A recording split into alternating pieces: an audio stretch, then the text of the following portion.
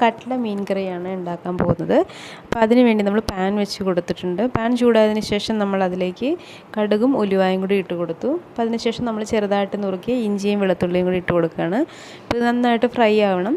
Fry ആയതിന് ശേഷം നമ്മൾ ഇതിലേക്ക് സവാളയും പച്ചമുളകും ഒക്കെ ചേർക്കാൻ പോവുകയാണ്.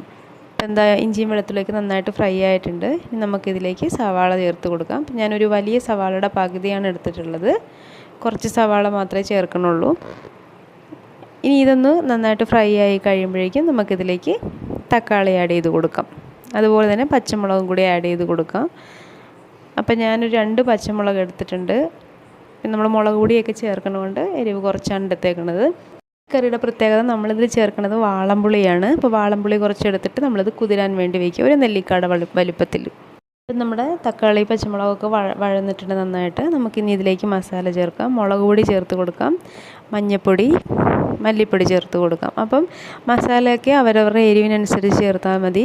ഞാൻ കുറച്ച് ചേർത്തിട്ടുള്ളൂ, കാരണം ഞങ്ങൾക്ക് എരിവ് കുറവ് മതി, അതുകൊണ്ട് തന്നെ. പിന്നെ നമ്മൾ ഫിഷ് മസാലയും ചേർക്കുന്നുണ്ട്. അപ്പം നമുക്ക് അടുത്തത് ഫിഷ് മസാല ചേർത്ത് കൊടുക്കാം. അപ്പം എരിവ് ആവശ്യത്തിനുള്ള അനുസരിച്ച് അവരവർക്ക് എരിവിന് പാകത്തിനനുസരിച്ച് ചേർത്ത് കൊടുക്കാവുന്നതാണ്. അപ്പോൾ നമ്മൾ ഫിഷ് മസാലയും കൂടി ചേർത്ത് കൊടുത്തിട്ട് നമുക്ക് നന്നായിട്ടത് മിക്സ് ചെയ്യാം. അപ്പം ഈ മസാല ഒന്ന് നന്നായിട്ട് ഫ്രൈ ആവണത് വരെ നമുക്ക് തീ കുറച്ച് സിമ്മിൽ വെച്ച് കൊടുക്കണം. തീ കുറച്ചതിന് ശേഷം ഒരു 10 മിനിറ്റ് ഒന്ന് മസാല വേവാനായിട്ട് ഇട്ട് കൊടുക്കുക. ആ സമയത്ത് നമുക്ക് ആവശ്യത്തിനുള്ള ഉപ്പും കൂടി ചേർത്ത് കൊടുക്കാം. നമുക്ക് ഇതിലേക്ക് ആ പുളിവെള്ളം നമുക്ക് കൊടുക്കാം. അപ്പോൾ അരിച്ച് വേണം കൊടുക്കാൻ. പുളി പിഴിഞ്ഞ വെള്ളം ഒഴിച്ച് കൊടുക്കാം. ഇനി നമുക്ക് ഇതൊന്ന് തിളയ്ക്കാൻ വേണ്ടി വിടാം. അപ്പോൾ ഈ മസാല എല്ലാം കൂടി ചേർന്ന് പുളിവെള്ളമൊക്കെ ആയിട്ട് നന്നായിട്ടൊന്ന് തിളയ്ക്കും. തിളച്ചതിന് ശേഷം വേണം നമുക്ക് അതിലേക്ക് ആവശ്യമുള്ള വെള്ളം നമ്മൾ ചേർത്ത് കൊടുക്കും. പുളി ഒഴിച്ചിട്ട് കുറച്ച് വെള്ളം ഒഴിച്ചിട്ട് ആദ്യം തിളയ്ക്കാൻ വെക്കണം. എന്താണെന്ന് വെച്ചാൽ അതിലേക്ക് നന്നായിട്ട് പുളി ഇറങ്ങും. പിന്നെ മസാലകളൊക്കെ നന്നായിട്ട് തന്നെ ഒന്ന് വെന്ത് ആ എണ്ണയൊക്കെ ഒന്ന് പിരിഞ്ഞ് വരാൻ വേണ്ടിയാണ് നമ്മൾ അങ്ങനെ ചെയ്ത് കൊടുക്കുന്നത്. ഇപ്പോൾ ആ മസാല നന്നായിട്ടൊന്ന് വെന്തിട്ടുണ്ട്. നമുക്കിനി ഇതിലേക്ക് കറിക്ക് ആവശ്യമുള്ള വെള്ളം ഒഴിച്ച് കൊടുക്കും. അപ്പോൾ ആവശ്യത്തിന് വെള്ളം ഒഴിച്ച് കൊടുത്തിട്ട് വെള്ളം നന്നായിട്ട് തിളയ്ക്കുമ്പോൾ വേണം നമുക്ക് മീനിടാൻ. അപ്പോൾ എന്താ നന്നായിട്ട് വെള്ളം തിളച്ചിട്ടുണ്ട്. അപ്പോൾ തിളച്ചതിന് ശേഷം നമുക്കിതിലേക്ക് മീനിട്ട് കൊടുക്കാം.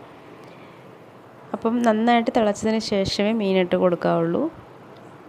അപ്പം നമ്മൾ ആദ്യമേ കുറച്ച് ഉപ്പ് ഇട്ടിട്ടുണ്ടായിരുന്നു. അതിനുശേഷം നമ്മൾ മീൻ ഇടുന്നതിന് മുമ്പ് ഒന്നും കൂടി ഉപ്പ് നോക്കിയതിന് ശേഷം വേണം നമ്മൾ മീനിട്ട് കൊടുക്കാൻ. അപ്പോൾ ആ മീനിലേക്ക് നന്നായിട്ട് ഉപ്പും പുളിയൊക്കെ പിടിക്കുകയുള്ളൂ.